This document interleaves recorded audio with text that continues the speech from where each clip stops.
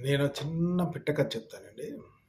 ఆ పిట్ట కథతోటి మీకు అర్థమవుతుంది లైఫ్‌లో ఏమేమి ముఖ్యం అనేది. మనము చిన్నప్పుడు చదువుకున్నామండి. పావురాలన్నీ ఉంటాయి. కిందన నెట్టేస్తాడు.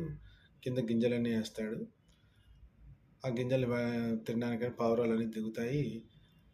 తీరా వచ్చి ఎలక మూషికం వచ్చి ఆ పావురాలని ఉన్న నెట్టుని కొరుకుతుంది. కొరికితే ఆ పావురాలన్నీ కలిసి నెట్‌తో సైతం ఎగిరిపోతాయి, బతికిపోతాయి. అదొకటి. రెండోదేంటంటే ఆహ్, అవన్నీ ఒకటేసారి ఎగిరాయి. ఒకటేసారి సర్వైవ్ అయ్యాయి. ఇది ఐకమత్యమే మహాబలం అనేది. కానీ ఇవాళ సొసైటీలో ఏముందండి అసలు? నాకైతే నా ఇంటి పక్కనోళ్ళు కూడా నాకు తెలీదు. నా ఎదురుగుండా వాళ్ళు కూడా నాకు తెలీదు. నేను ఎక్కడుంటున్నానో నాకే తెలీదు. అలా ఉంది. మా అపార్ట్మెంట్‌లో మేము, మా ఫ్యామిలీ తప్పితే మేము బయటకొచ్చి సొసైటీలో కలవలేకపోతున్నాం. కలుస్తామా లేదో కూడా తెలియలేకపోతున్నాం. అంటే మేమే అని కాదు.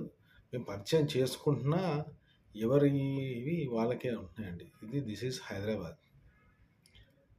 మీకు కంపల్సరీ సొసైటీలో ఒక నేమ్, కంపల్సరీ సొసైటీలో ఒక ఫేమ్ కావాలి అని అనుకోకండి. మీరు మీ చుట్టుపక్కల వాళ్ళందరినీ పలకరించండి. మీ చుట్టుపక్కల వాళ్ళందరితోటి కలివిడిగా ఉండండి. కనీసం మీరెవరో మీ పక్కనోళ్ళకి తెలియజేయండి. ఇంతకుముందు పాస్‌పోర్ట్ కోసం ఎంక్వైరీకి వచ్చినోళ్ళైనా పక్కన వాళ్ళని అడిగేవాళ్ళు. ఇప్పుడు పాస్‌పోర్ట్ ఎంక్వైరీస్ కూడా రావట్లేదు. ఆన్‌లైన్‌లోనే అయిపోతున్నాయి. అందుకని కనీసం మన పక్కన వాళ్ళు ఎవరో కూడా మనకు తెలియకుండా మనం బతుకుతున్నాం.